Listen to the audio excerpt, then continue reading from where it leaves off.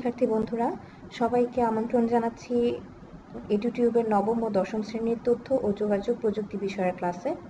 আজকে আমরা পঞ্চম অধ্যায় নিয়ে পড়াশোনা করব। এটার নাম হচ্ছে মাল্টিমিডিয়া ও গ্রাফিক্স। এই চ্যাপ্টারটা আসলে অনেক বড়। এখানে আমরা মাল্টিমিডিয়া এবং গ্রাফিক্স যেমন power point, Microsoft office power point এবং অ্যাডোব ফটোশপ, অ্যাডোব ইলাস্ট্রেটর এইসব বিষয়ে আমরা পড়াশোনা করব।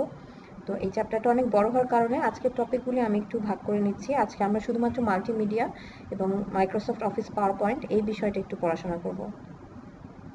তো আমাদের যেটা তথ্য যোগাযোগ প্রযুক্তি বইয়ে যে চ্যাপ্টারটি আছে, এখানে আসলে মাল্টিমিডিয়া এবং গ্রাফিক্স সংক্রান্ত অনেক ধরনের লেখা আছে, যেটা আসলে কিভাবে মাল্টিমিডিয়াতে কাজ করতে হয় এবং গ্রাফিক্সের কাজ করতে হয় এই বিষয়ে লেখা আছে।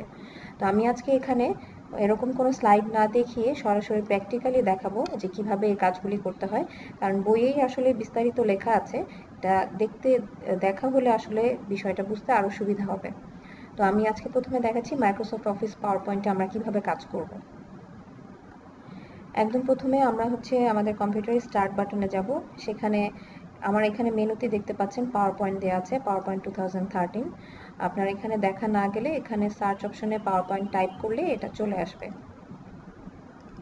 এখানে আমি ডাবল ক্লিক করে একটা নতুন পেজ নিচ্ছি, মাইক্রোসফট অফিস পাওয়ার পয়েন্ট। এখানে বিভিন্ন ধরনের ফরম্যাট দেওয়া আছে। আমি এখান থেকে একটা ব্ল্যাঙ্ক প্রেজেন্টেশন নিচ্ছি, যেখানে আমি দেখাবো যে কিভাবে পাওয়ার পয়েন্টে কাজ করতে হয়। মাইক্রোসফট অফিস পাওয়ার পয়েন্টে কাজ করাটাই আসলে হচ্ছে মাল্টিমিডিয়া। এখানে আপনি যখন প্রথমেই একটা ব্ল্যাঙ্ক পেজ নেবেন, এইরকম দুইটা বক্স থাকে। একটা হচ্ছে আপনি ক্লিক টু অ্যাড টাইটেল এবং ক্লিক টু অ্যাড সাবটাইটেল। যেমন আমাদের আজকের যে অধ্যায়টা, এটা আপনার নাম হচ্ছে মাল্টিমিডিয়া এবং গ্রাফিক্স। তো সেটা আমরা এখান থেকে লিখতে পারি আসলে।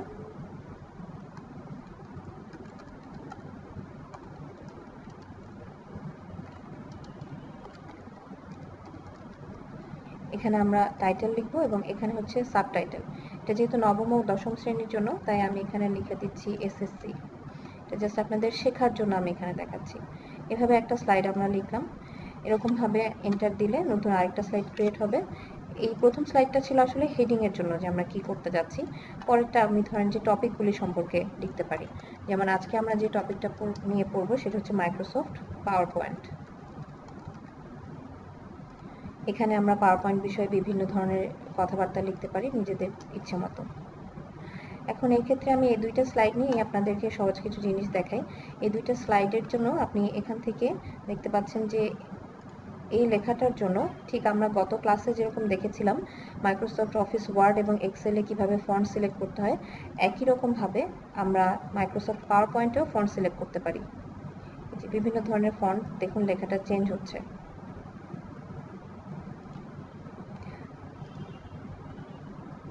আমি বক্সটার মধ্যে ক্লিক করছি। বক্সে ক্লিক করলে সরাসরি পুরো শব্দটাই এই ফন্টে চলে আসবে। একই রকমভাবে এখান থেকে ফন্টের সাইজও ক্লিক করতে পারি। এই বক্সের ডান পাশে বাম পাশে ধরে আমরা ছোট বড় করতে পারি। এভাবে লেখাটা ছোট হবে আবার বড় হবে, এরকমও করতে পারি। এবং বক্সটা সরিয়ে আমরা জায়গা মতো সেট করতে পারি।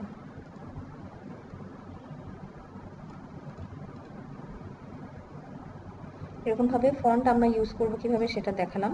এবং এখান থেকেই আমরা সেন্টার, যেটা গত ক্লাসে আমরা দেখিয়েছিলাম ওয়ার্ড এবং এক্সেলের ক্ষেত্রে, লেফট, সেন্টার, রাইট, জাস্টিফাই, এগুলি আমরা সিলেক্ট করতে পারি এরকমভাবে। তা আমি এখন সেন্টার ক্লিক করলাম, যেহেতু এটা আমার হেডিং পেজ। এখানে আমি কিছু কথা লিখে দিচ্ছি।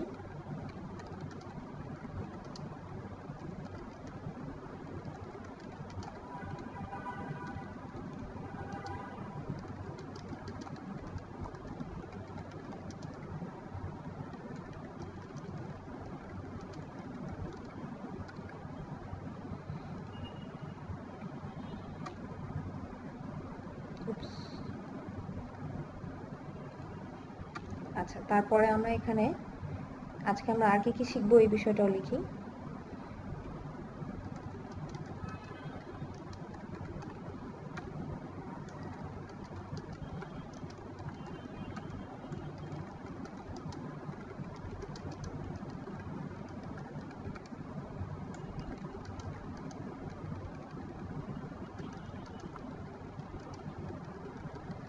এই বিষয়গুলি নিয়ে আসলে আজকে আমরা লেখালেখি করব। আমি আসলে এটা সম্পূর্ণই আপনাদের লিখে দেখানোর জন্যই নতুন একটা স্লাইড খুলেই সব দেখানো শুরু করেছি।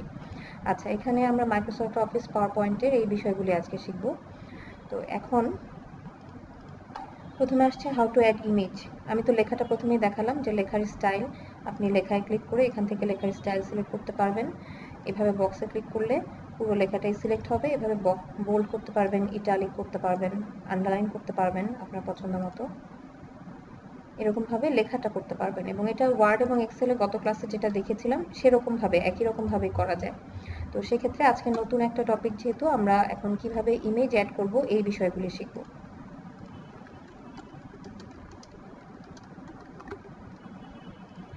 আচ্ছা, ইমেজ অ্যাড করার ক্ষেত্রে আরেকটা জিনিস অ্যাড করি, ইমেজের পাশাপাশি আমরা কিভাবে গ্রাফ অথবা চার্ট অ্যাড করতে হয় সেটাও এখানে আজকেই শিখব।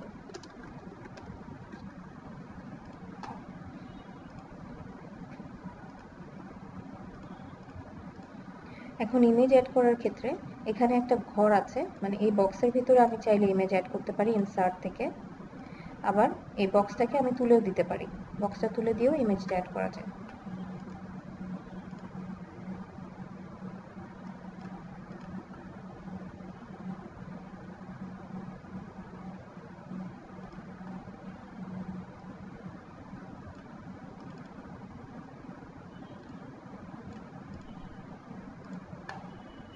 আমি এখান থেকে একটা অ্যানিমেলের ইমেজ অ্যাড করলাম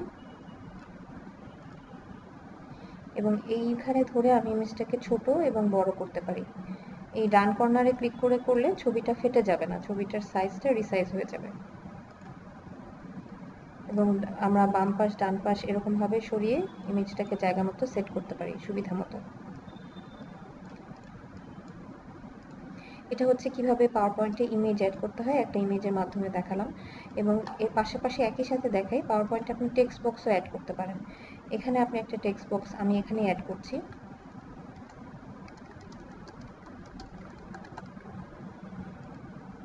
এই টেক্সট বক্সটাকে আপনি পছন্দ মতো সরাতে পারবেন, অন্যগুলির মতো এটারও ফন্ট আপনি চেঞ্জ করতে পারবেন, চাইলে কালার চেঞ্জ করতে পারবেন, লেখার কালার। আমি এখানে ব্লু কালার দিচ্ছি, ফন্টটা আরেকটু বড় করে দেখতে পারবেন।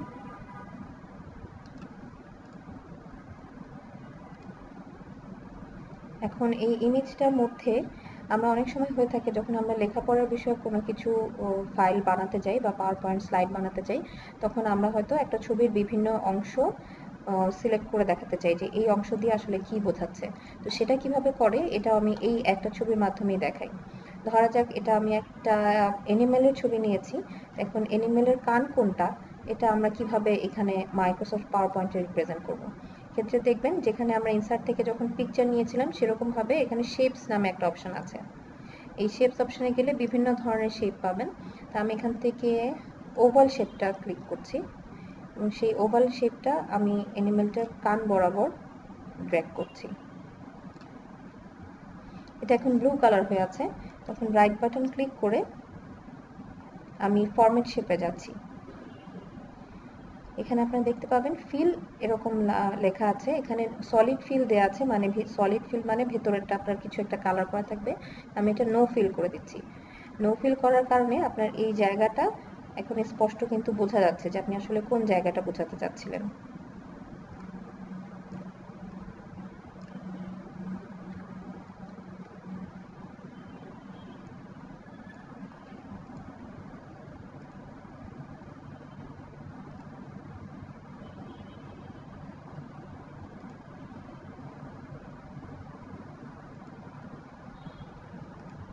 আমি এটা রেড কালার করে দিচ্ছি, বোল্ড করে দিচ্ছি। এখানে আমি এখন কিভাবে বোঝাবো যে এটা অ্যানিমেলটার কান।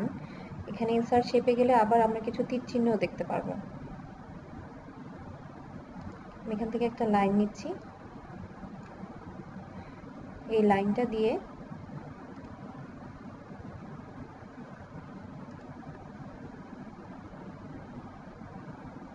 এখানে একটা লাইন নেওয়া হয়েছে। এখন এই লাইনটাকে আমরা অ্যারো চিহ্নতে পাল্টে দিতে পারি। এখানে আমরা শেপ আউটলাইনে যাব। প্রথমে আমাকে লাইনটা সিলেক্ট করে নিতে হবে। এই লাইনটা সিলেক্ট করে নিয়ে আমি হোমে গেলাম। হোমে গিয়ে শেপ আউটলাইনে গেলে এখানে আমরা বিভিন্ন ধরনের অ্যারো চিহ্ন দেখতে পারবো। আমার এই অ্যারো চিহ্নটা পছন্দ হয়েছে, এই অ্যারো চিহ্নটা নিচ্ছি। এক্সকিউজ মি, আমার একটু সমস্যা আছে, একটু।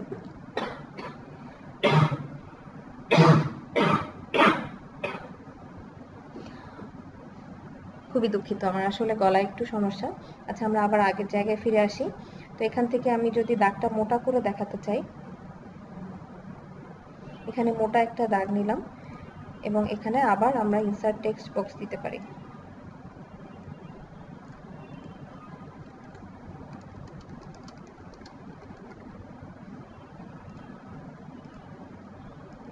টেক্সট বক্সটা আমি তীরের কাছাকাছি এনে দিচ্ছি এবং লেখাটাকে বোল্ড করে দিচ্ছি। আচ্ছা, তাহলে আমরা শিখলাম কিভাবে আমরা একটা ইমেজ অ্যাড করব এবং সেই ইমেজের যদি আমরা কোনো বিশেষ কোনো একটা অংশ চিহ্নিত করে কিছু দেখাতে চাই, তাহলে আমরা এখান থেকে ইনসার্ট শেপ দেব। ইনসার্ট শেপ দেওয়ার পরে আমরা রাইট বাটন ক্লিক করে ফরম্যাট শেপে গেলে ফিলের অপশন আসবে, সেখানে আমরা নো ফিল দিয়ে দেব। নো ফিল দিলে তখন ওই জায়গাটা বুঝতে পারবো যে এই জিনিসটা ঠিক বোঝানো হচ্ছে এবং তারপরে তীর চিহ্নের মাধ্যমে দিস ইজ হিজ এয়ার এরকমভাবে আমরা দেখাতে পারবো। তো এইভাবে আমরা যখন বিভিন্ন ধরনের পড়ালেখার স্লাইড তৈরি করি, একই রকমভাবেই কিন্তু স্লাইডের বিভিন্ন অংশ বোঝানোর জন্য এরকমভাবে সিলেক্ট করা হয়।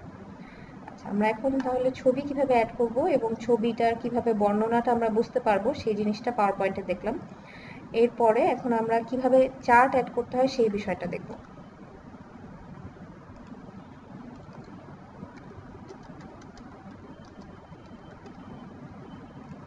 চার্ট অ্যাড করার বিষয়টা এখানে আমরা দেখতে পাচ্ছি যে অলরেডি কিন্তু ঝাপসা ঝাপসা কিছু দেখা যাচ্ছে। Insert table, insert chart, insert smart art graphic, insert picture সবই দেওয়া আছে। আপনি চাইলে এখান থেকেও ডিরেক্টলি করতে পারেন, কিন্তু আমি আসলে এখান থেকে করাটাই প্রেফার করি। এখানে অনেক ধরনের ছবি দেখতে পারবেন। এখানে আপনার যে রকম চার্ট প্রয়োজন সেরকম চার্ট আপনি ইউজ করতে পারেন। এখানে পাই চার্ট আছে, লাইন চার্ট আছে, বার আছে, এরিয়া আছে। আমি কলামটাই নিচ্ছি।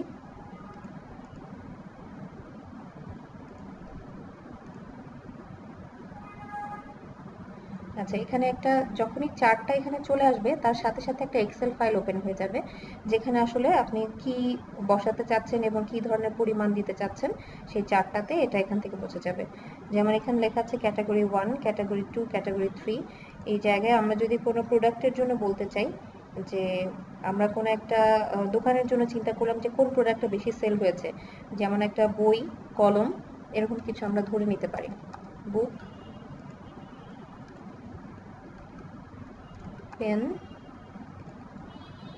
পেন্সিল। আচ্ছা, এখন আমি ধরে নিচ্ছি যে আমার এই কলমটার প্রয়োজন নেই, সেক্ষেত্রে এই রোটা আমরা চাইলে এখান থেকে ডিলিট করে দিতে পারি।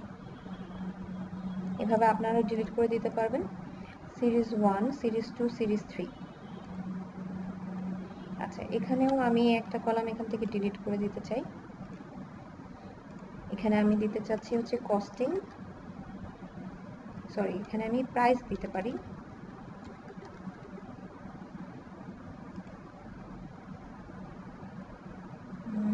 অথবা কোয়ান্টিটি।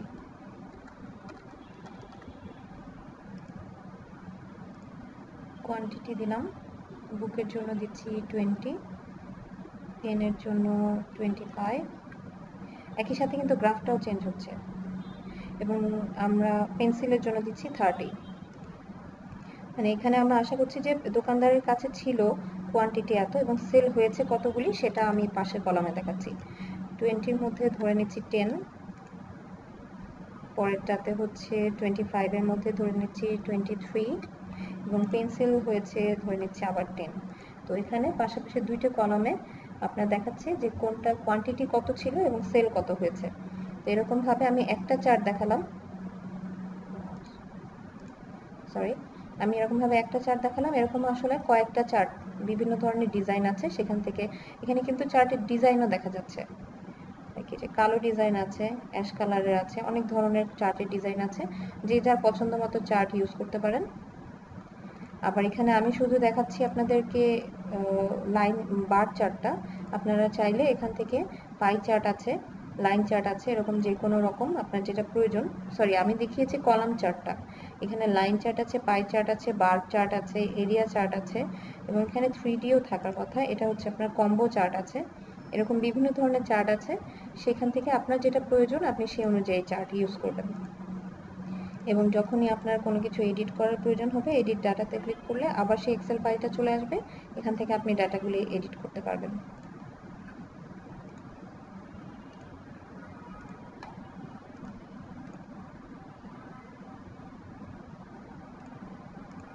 আচ্ছা, আমরা চার্ট অ্যাড করা শিখলাম, আমরা ইমেজ অ্যাড করা শিখলাম। আমাদের নেক্সট টপিক ছিল আমরা এখন অডিও কিভাবে অ্যাড করতে হয় এই বিষয়টা দেখব। আচ্ছা, সেই ক্ষেত্রে আমাকে একটু সময় দিতে হবে।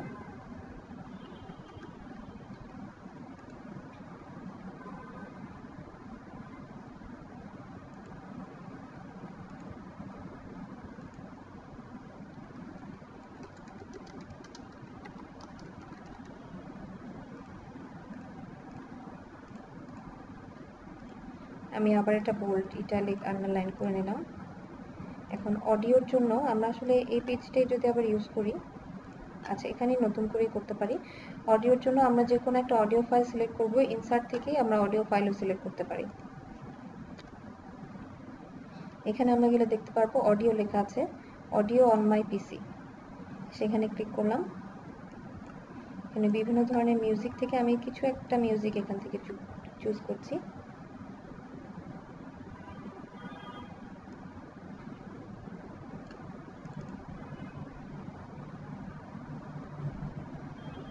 আমি জাস্ট কম্পিউটারে বাই ডিফল্ট যে মিউজিকগুলি থাকে এরকম একটা মিউজিক এখানে সিলেক্ট করলাম। এরকমভাবে আমরা একটা মিউজিক অ্যাড করতে পারি। করার পরে আমি এটা প্লে ইন ব্যাকগ্রাউন্ড সিলেক্ট করলাম। প্লে ইন ব্যাকগ্রাউন্ড সিলেক্ট করলে এটা automatically play across slides, loop until stopped এবং হাইড ডিউরিং শো, এই লেখাগুলি অটোমেটিক সিলেক্ট হয়ে গেল। তো সেক্ষেত্রে আমি আরেকটা কাজ করতে পারি, এখান থেকে এটা ডিলিট করে একদম ফার্স্ট স্লাইডে নিয়ে যেতে পারি। তাহলে এটা পরপর সবগুলি স্লাইডে যখন বাজবে সেখান থেকে আমাদের এটা দেখতে এবং বুঝতে সুবিধা হবে। অডিও অন মাই পিসিতে গিয়ে আমি এখান থেকে একটা সাউন্ড সিলেক্ট করছি এবং সাউন্ডটা সিলেক্ট করার সাথে সাথেই কিন্তু প্লেব্যাক অপশনটা চলে আসছে। প্লেব্যাক অপশনটা কিন্তু সবসময় থাকে না। এখন এটা আসার পরে এখন প্লে অ্যাক্রস স্লাইডস, মানে সবগুলি স্লাইডে যেন এটা বাজে সেই অনুযায়ী সিলেক্ট করা আছে। একটু চেক করে দেখি আমরা এটা আসলে সেরকমভাবে কাজ করছে কিনা।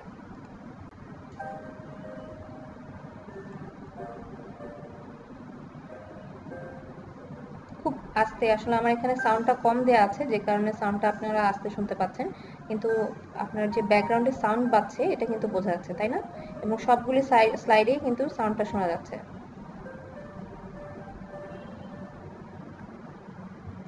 আচ্ছা, আমাদের স্লাইড শোটা শেষ হলো। তাহলে আমরা এখান থেকে দেখলাম কিভাবে আমাদের সাউন্ডগুলি বাজবে। ঠিক আছে, আমরা কিভাবে একটা অডিও ফাইল সিলেক্ট করব।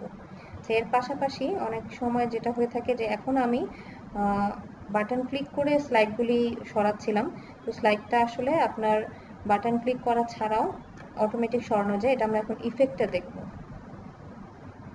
আচ্ছা, আমরা ক্রিয়েট আ ভিডিও ফাইল, এই ফাইলটা একদম লাস্টে দেখব কিভাবে করা যায়।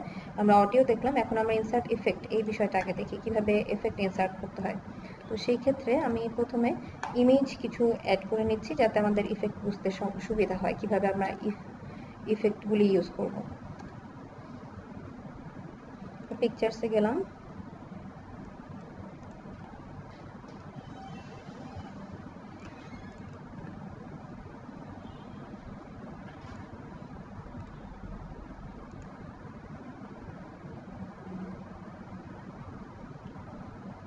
এখানে পিকচারটা কিন্তু আসলে অর্ধেক জায়গা জুড়ে আছে, আমি চাইলে এটা স্ট্রেচ করে পুরোটাতে করে দিতে পারি যাতে পুরো স্ক্রিনে পিকচারটা থাকে এরকম ভাবে। আবার পরের স্লাইডে আমি আরেকটা পিকচার অ্যাড করতে যাচ্ছি।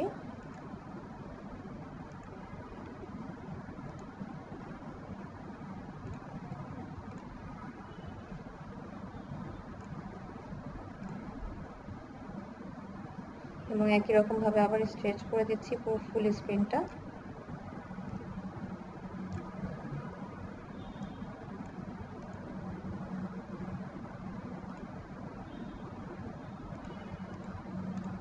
আচ্ছা, আমি এখন এই দুইটা পিকচারের মাধ্যমে দেখাই। এই পিকচারগুলি অ্যাড করার পরে আমরা এখানে দেখতে পাচ্ছি যে এখানে ট্রানজিশন নামে একটা অপশন আছে। ট্রানজিশনের মাঝে আপনি একটা পিকচারে ইফেক্টগুলি যোগ করতে পারবেন। যেমন আমার এখানে কিছু পছন্দের ইফেক্ট আছে, এই যে ফল ওভার এইরকম একটা ইফেক্ট আছে। এখানে আরেকটা পছন্দের ইফেক্ট আমি দিই, উইন্ড একটা ইফেক্ট আছে। আচ্ছা, আমরা সবগুলিতে যদি এখন ইফেক্ট সেট করি, পেজ কার্ল, এটাতে দিচ্ছি অরিগামি। এই ইফেক্টটা কিন্তু অনেক সুন্দর। তারপর এখানে একটা এয়ারপ্লেন একটা আছে, এখানে গ্লিটার একটা ইফেক্ট আছে,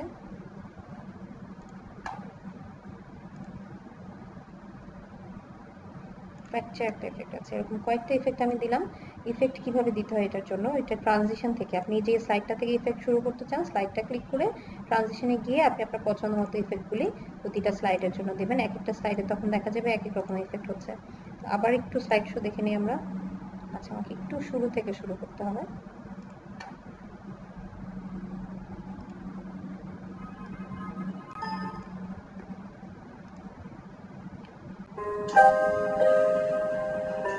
এখন আমি সাউন্ডটা বাড়িয়ে দিয়েছি, এখন মিউজিকটাও শোনা যাচ্ছে, আশেপাশে ইফেক্টগুলিও দেখা যাচ্ছে।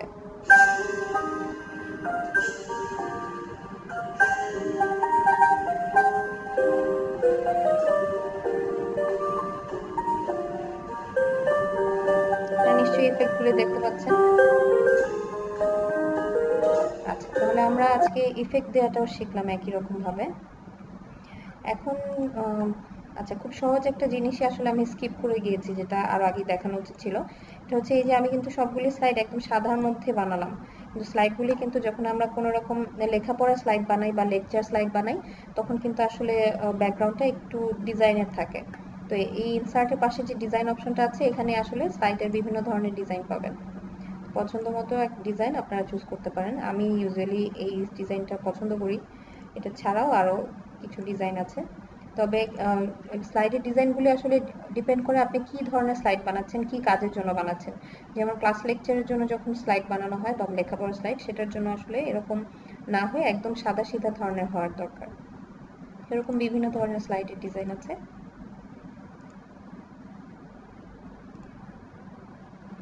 এরকম ভাবে এখান থেকে স্লাইডের ডিজাইন চুজ করা যায়।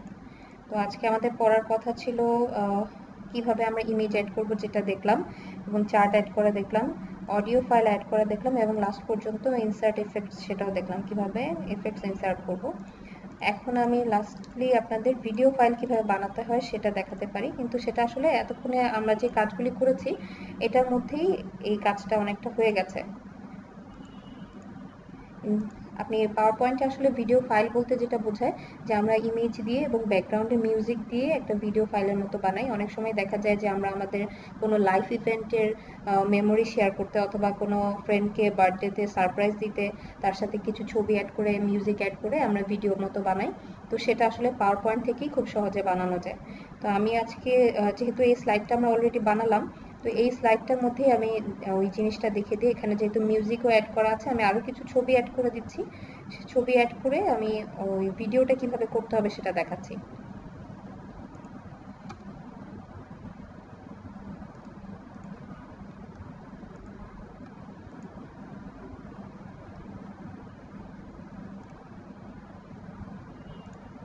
আমি আরও কিছু ছবি অ্যাড করে দিচ্ছি যাতে ভিডিওটা দেখতে একটু ভালো লাগে। আর আমরা যখন কোনো ফ্রেন্ডের জন্য অথবা কোনো স্পেশাল ওকেশনে এরকম কোনো ভিডিও ফাইল পাওয়ার পয়েন্ট থেকে বানাবো, তখন আসলে আমাদের এরকম লেখালেখির দরকার নেই। আমরা শুধু ভিডিও ছবি এবং মিউজিক দিয়ে অথবা সাউন্ড দিয়েই কমপ্লিট করতে পারি ভিডিওটা।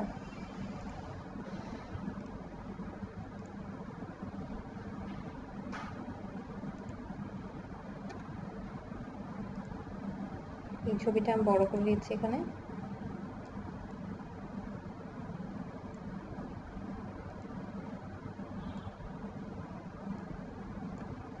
ফুল স্ক্রিন জুড়ে যেন ছবিটা থাকে সেজন্য আমি পুরোটা বড় করে নিলাম।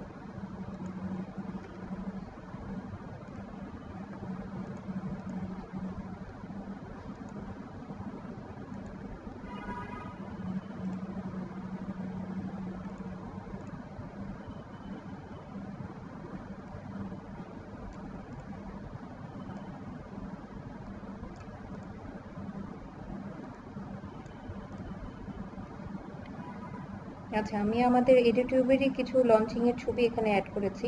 আমাদের এডিটিউবের লঞ্চিং এর দিনের যে ছবিগুলি ছিল সেরকম কিছু ছবি এখানে অ্যাড করলাম।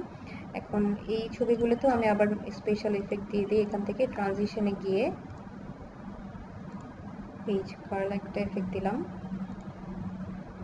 তারপর সুইট একটা এফেক্ট দিলাম,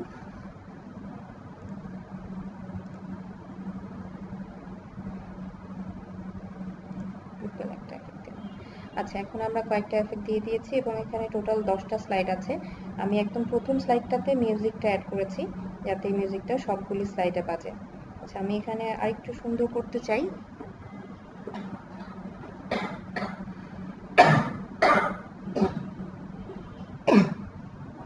এক্সকিউজ মি, আমি খুবই দুঃখিত, আসলে আমার গলায় একটু সমস্যা। আচ্ছা, তারপরে এখন এই লেখাটা যেহেতু বেশি বড় হয়ে গেছে, আমি এটার সাইজটা একটু ছোট করে দিই।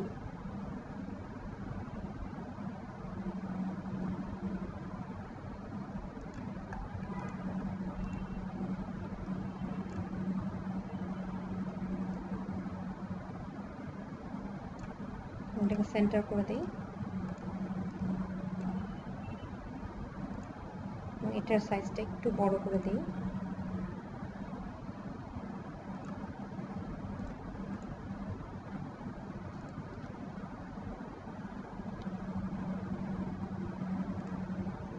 তারপর আমরা আজকে যা যা করলাম সেই বিষয়গুলি এখানে আমি একটু বুলেট পয়েন্টস অ্যাড করে দিচ্ছি।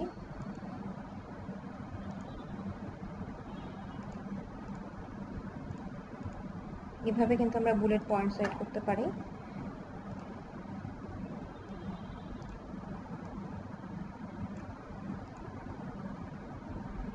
এই ছবিটা দিয়ে আমরা শিখেছিলাম যে কিভাবে আমরা একটা ছবির স্পেসিফিক জায়গা আমরা তীর চিহ্ন দিয়ে বোঝাবো ছবিটা কি। আমরা একটা চার্ট অ্যাড করেছিলাম এই ছবিতে, সরি এই স্লাইডটাতে আমরা একটা চার্ট অ্যাড করেছিলাম।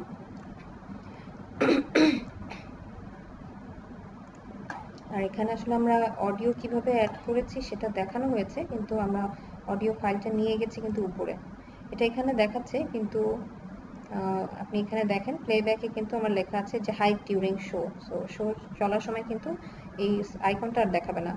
আর এখানে আরও লেখা আছে লুপ আনটিল স্টপড, মানে এটা আপনি নিজে না বন্ধ করা পর্যন্ত এটা চলতে থাকবে, এমনভাবে সেট করা। আচ্ছা, আমি এখানে আরও একটা জিনিস করতে চাই আসলে, সেটা হচ্ছে আমরা যে স্লাইডগুলি যে একের পর এক স্লাইড আসছে এটা আসলে চেঞ্জ করা যায়, যে এটা অটোমেটিক নিজের মতো করে আসতে থাকবে। এটা আমরা ট্রানজিশন থেকে করতে পারি। এখানে লেখা আছে অন মাউস ক্লিক, মানে আমি মাউস ক্লিক করলে স্লাইড চেঞ্জ হচ্ছে, কিন্তু এখানে আমি সেকেন্ড দিয়ে দিচ্ছি কত সেকেন্ড পর পর একটা স্লাইড চেঞ্জ হবে। আমি এখানে 5 সেকেন্ড করে দিচ্ছি প্রতিটার জন্য।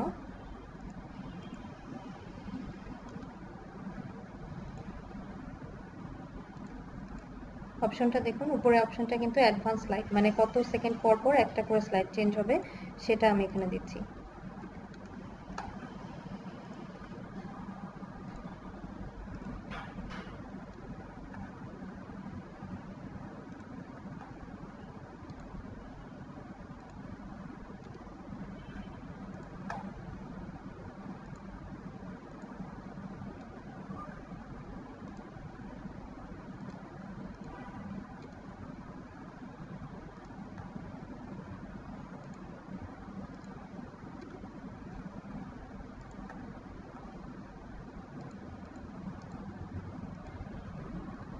আচ্ছা, আমরা সবগুলি 5 সেকেন্ড করে দিয়ে দিলাম।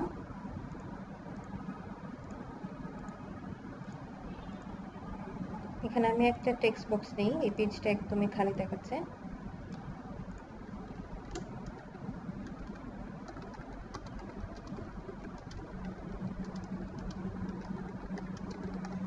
এখানে আমি লিখে দিলাম যে অডিওটা ফার্স্ট স্লাইডে অ্যাড করা হয়েছে। এই টেক্সট বক্সটাকে আমি সেন্টারে নিয়ে নিয়ে লেখাটাকে একটু বড় করে দিই।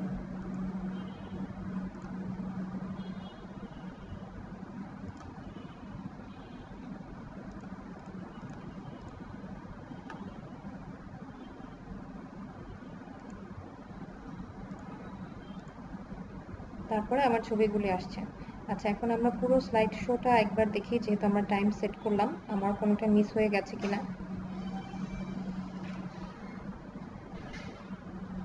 আচ্ছা, এখন কিন্তু মিউজিক আসছে না, কারণ আমি একদম মাঝখানের স্লাইড থেকে এটা ওপেন করেছি। এটা কিন্তু অন করতে হবে একদম শুরু স্লাইডটা থেকে, মানে যেখানে আমি মিউজিক সেট করেছি। এমন যদি হয় যে আমি কোনো ফাইলের মাঝখানে থেকে মিউজিক দিয়েছি, সেক্ষেত্রে ওই ফাইলটা থেকে যখন চালু হবে তখন ওই ফাইল থেকে মিউজিকটা আসবে। এখন যেহেতু আমার এটা একদম প্রথমেই দেয়া, এর জন্য প্রথম থেকে মিউজিকটা আসবে, মাঝখান থেকে আর আসছে না।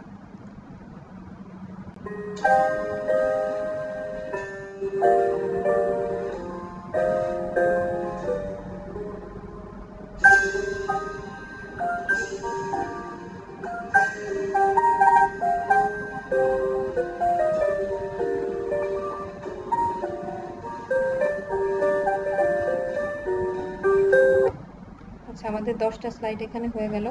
এখন এই ফাইলটাকে কিভাবে ভিডিও ফাইল করতে হবে সেটা আমি দেখাচ্ছি। এটা কিন্তু এখনো পাওয়ার পয়েন্ট স্লাইড শো আমরা দেখছিলাম। ভিডিও ফাইল করার জন্য আমরা সেভ এসে যাব এবং যেই ফোল্ডারে সিলেক্ট করতে চাই বা সেভ করতে চাই সেই ফোল্ডারে যাব। ফোল্ডারে যাওয়ার পরে এখানে PowerPoint presentation by default set করা থাকে। আমরা এখানে সেভ এস টাইপে এখানে আমরা দেখব কিছু ভিডিও ফরম্যাটও দেওয়া থাকে। এই যে এটা দেখতে পাচ্ছেন MPEG-4 ভিডিও ফরম্যাট, এটা একটা, এবং উইন্ডোজ মিডিয়া ভিডিও এরকম একটা, এরকম দুইটা ফরম্যাট দেওয়া থাকে। তো আমরা যেই ফরম্যাটে ভিডিওটা কনভার্ট করতে চাই সেই ফরম্যাটটা সিলেক্ট করব। আমি এখানে WMV দিলাম, মানে উইন্ডোজ মিডিয়া ভিডিও দিলাম, তারপর এটা সেভ দিচ্ছি। সেভ দেওয়ার পরে আপনারা দেখতে পারবেন একদম নিচে এটা কিন্তু আসলে লোডিং হচ্ছে। এটা স্লাইডগুলি এখন ভিডিওতে পরিণত হবে, সেটার জন্য একটু সময় লাগবে। এখান থেকে অল্প কিছুক্ষণ সময় লাগবে। এই নিচের কার্সারটাতে আপনি দেখতে পারবেন যে কতটুকু ভিডিও ফাইলে কনভার্ট হয়েছে, এখানে দেখাচ্ছে।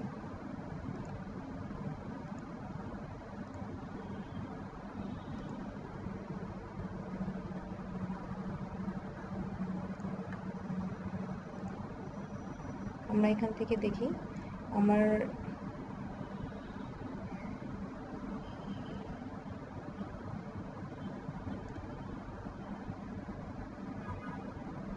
মাল্টিমিডিয়া অ্যান্ড গ্রাফিক্স নামে একটা ভিডিও ফাইল তৈরি হচ্ছে। আমি এই ফোল্ডারটাতে নিয়েছি, এই ফোল্ডারে একটা ফাইল তৈরি হচ্ছে। ফাইলটা এখনো 0 বাইট দেখাচ্ছে, কারণ আমাদের ভিডিওটা সম্পূর্ণ কনভার্ট হয়নি। এটা কনভার্ট হতে একটু সময় লাগবে।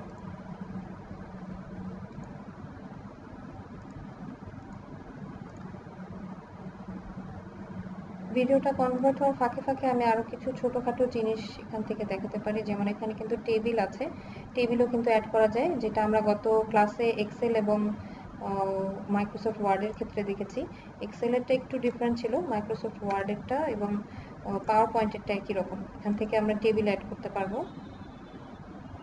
যে কোনো রো বা কলাম সিলেক্ট করে, তাহলে টেবিল চলে আসবে। এবং একই রকমভাবে সেদিনের মতো আবারও ওয়ার্ড আর্ট বলে একটা অপশন আছে, যেটা আপনার মাইক্রোসফট ওয়ার্ড এবং এক্সেলেও থাকে, ওয়ার্ড আর্ট। এই ওয়ার্ড আর্টটাও আপনি এখান থেকে চুজ করলে এখানে ওয়ার্ড আর্টের মধ্যে নিজের লেখা লিখতে পারবেন।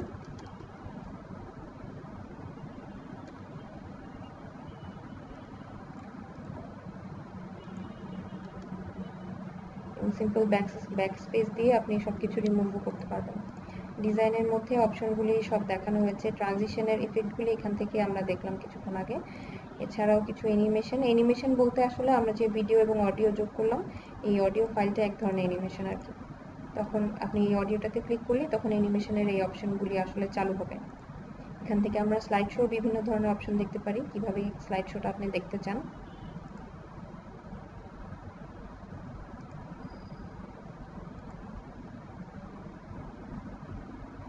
আচ্ছা, এখানে পিকচার সেট করার আসলে বিভিন্ন ধরনের ডিজাইন দেওয়া আছে।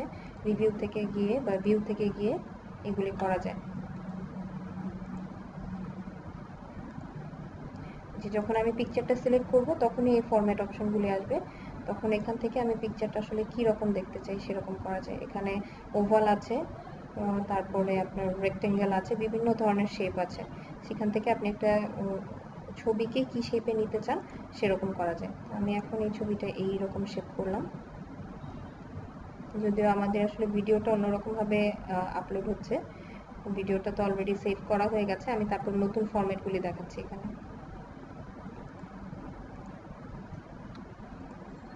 আচ্ছা, তো মোটামুটি এই হলো আমাদের মাইক্রোসফট পাওয়ার পয়েন্ট, যেটার মাধ্যমে এখন আমরা যা যা শিখলাম এটা দিয়ে আমরা ক্লাস লেকচার তৈরি করতে পারবো, অথবা কোনো প্রোডাক্ট বা অন্য কোনো কিছুর জন্য যদি কোনো প্রেজেন্টেশন স্লাইড তৈরি করতে হয় সেটাও করতে পারবো।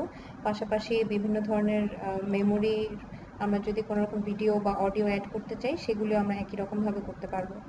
তো আমাদের ভিডিওটা সম্ভবত এতক্ষণে হয়ে গেছে, আমি একটু চেক করে দেখি যে ভিডিওটা এখান থেকে চালু করা যাচ্ছে কিনা।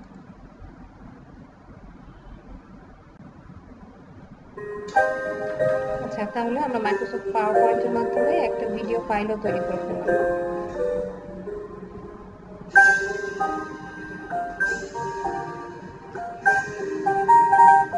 এটা কিন্তু আসলে বোঝাও যাচ্ছে না যে এটা শুধুমাত্র পাওয়ার পয়েন্ট ইউজ করে খুব সহজভাবে এই ভিডিওটা তৈরি করা হয়েছে। তো আজকের ক্লাস আমাদের এই পর্যন্তই ছিল। আপনাদের সকলকে অনেক ধন্যবাদ এত মনোযোগ সহকারে ক্লাসটা অ্যাটেন্ড করার জন্য, এবং আশা করছি পরবর্তীতে আমরা বাকি বিষয়গুলি নিয়ে আলোচনা করব। এই চ্যাপ্টারের আরও 2টি টপিক আছে, যেটা আমি প্রথমে বলছিলাম, একটা হচ্ছে অ্যাডোব ফটোশপ এবং আরেকটা হচ্ছে অ্যাডোব ইলাস্ট্রেটর। অ্যাডোব ইলাস্ট্রেটর এবং ফটোশপ নিয়ে আমরা নেক্সট ক্লাসে পড়াশোনা করব। তার আগ পর্যন্ত আজকে যে জিনিসগুলো আমি প্র্যাকটিক্যালি দেখালাম এই জিনিসগুলি আপনারা বাসায় প্র্যাকটিস করতে পারেন, এবং এগুলি আসলে আপনি যখন নিজে হাতে কলমে শিখবেন তখনই এই জিনিসটা আপনার জন্য বুঝতে আরো বেশি সুবিধা হবে। আজকের ক্লাস এই পর্যন্তই। সবাই ভালো থাকুন। ধন্যবাদ।